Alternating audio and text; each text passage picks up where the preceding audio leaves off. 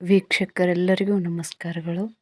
ಬಂಧುಗಳೇ, ನಿಮ್ಮೆಲ್ಲರ ಸಹಕಾರದಿಂದ ದಿನಾಂಕ 4/5/2025 ಜನಮೆಚ್ಚಿದ ಪುಸ್ತಕ ಅಡಿಕೆ ಗ್ರಾಮದ ಬಾವಿಗಳು ಬಿಡುಗಡೆಯಾಯಿತು. ಆ ಪುಸ್ತಕದ ಬಗ್ಗೆ ತಮಗೆ ಒಂದಿಷ್ಟು ಮಾಹಿತಿ ಹಂಚಿಕೊಳ್ಳಲು ಇಷ್ಟಪಡುತ್ತಿದ್ದೇನೆ. ವಿಡಿಯೋ ಸಂಪೂರ್ಣವಾಗಿ ನೋಡಿ. ಇಷ್ಟವಾದರೆ ಲೈಕ್ ಮಾಡಿ, ಶೇರ್ ಮಾಡಿ, ಸಬ್ಸ್ಕ್ರೈಬ್ ಮಾಡಿ. ಅದೇ ರೀತಿ ಈ ಅಡಿಕೆ ಗ್ರಾಮದ ಬಾವಿಗಳ ಪುಸ್ತಕ ನಮ್ಮ ಅಡಿಕೆ ಗ್ರಾಮದ ಪ್ರಖ್ಯಾತ ಡಾಕ್ಟರಾದಂಥ ಡಾಕ್ಟರ್ ಮುರಳೀಧರ್ ದೇಶಪಾಂಡೆ ಸರ್ ಅವರು ಮಾಡಿರುವಂಥ ದೊಡ್ಡ ಕೆಲಸದ ಬಗ್ಗೆ ಹೇಳಲು ಇಷ್ಟಪಡುತ್ತಿದ್ದೇನೆ ಬಂಧುಗಳೇ.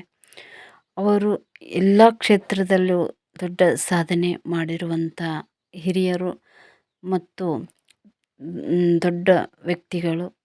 ನಾನೊಬ್ಬ ಸಾಮಾನ್ಯ ಶಿಕ್ಷಕಿಯಾಗಿದ್ದು ದೇವರ ಒಂದು ಪ್ರೇರಣೆ, ಜನರ ಒಂದು ಸಹಕಾರದಿಂದ ಬರೆದಂಥ ಈ ಪುಸ್ತಕಕ್ಕೆ ಅವರು ಯಾವ ರೀತಿ ನನಗೆ ಸಹಾಯ ಮಾಡಿದ್ದರು ಅಂದರೆ ಅವರು ಸುಮಾರು 60 ಪುಸ್ತಕಗಳನ್ನು ಖರೀದಿ ಮಾಡಿದ್ದಾರೆ ಬಂಧುಗಳೇ.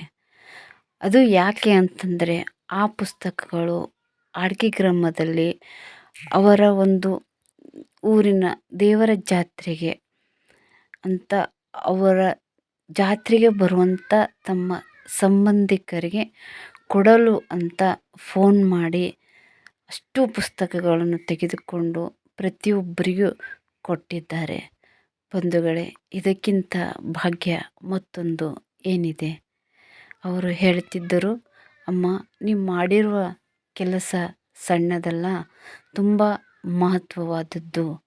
ನಮ್ಮೂರಿನ ಬಗ್ಗೆ ನೀನು ಹೊಂದಿರುವಂಥ ಕಾಳಜಿ, ಕಳಕಳಿ ಮತ್ತು ನೀನು ಮಾಡಿರುವಂಥ ಕೆಲಸ ತುಂಬ ದೊಡ್ಡದಿದೆ.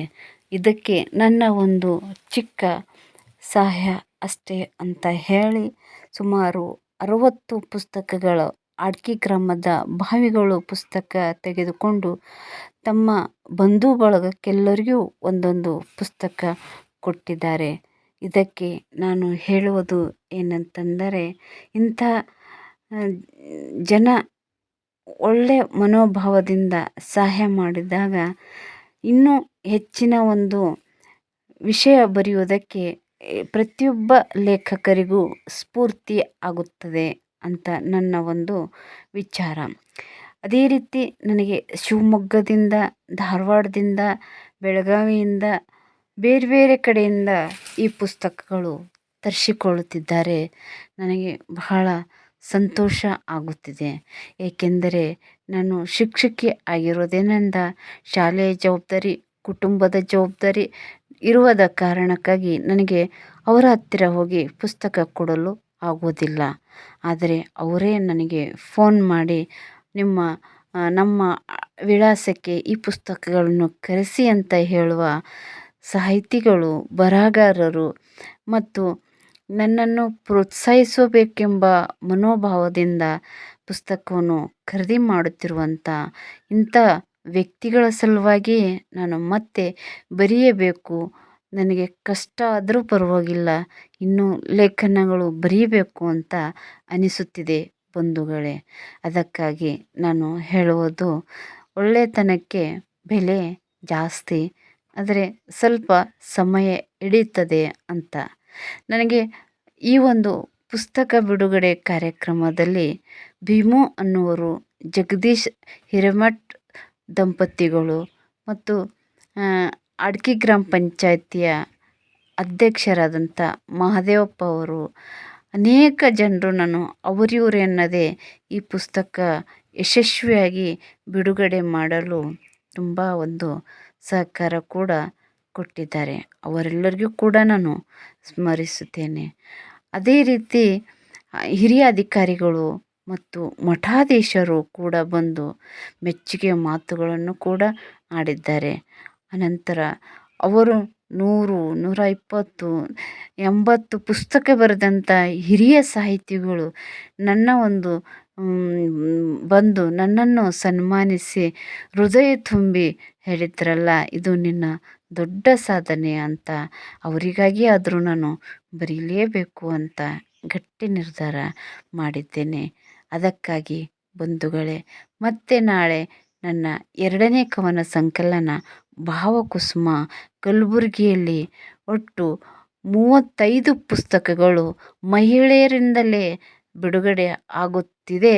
ಅದರ ನೇತೃತ್ವ ಅಮರಾವತಿ ಹಿರೇಮಠ್ ಅವರು. ಇದು ಒಂದು ಅಮ್ಮಂದಿರ ದಿನಾಚರಣೆಗೆ ಎಲ್ಲ ಅಮ್ಮಂದಿರು ಸೇರಿ ಮಾಡುತ್ತಿರುವಂಥ ಕಾರ್ಯಕ್ರಮ ಇದು ಆಗಿದೆ. ಯಾರ್ಯಾರಿಗೆ ಸಮಯ ಸಿಗುತ್ತದೆ, ಭಾಗವಹಿಸಲು ಅನುಕೂಲ ಆಗುತ್ತದೆ, ದಯವಿಟ್ಟು ಬಂದು ಈ ಕಾರ್ಯಕ್ರಮದಲ್ಲಿ ಭಾಗವಹಿಸಿ ಮತ್ತೊಮ್ಮೆ ನನಗೆ ಪ್ರೋತ್ಸಾಹಿಸಿ ಅಂತ ನಾನು ಈ ಮೂಲಕ ಬೇಡಿಕೊಳ್ಳುತ್ತೇನೆ.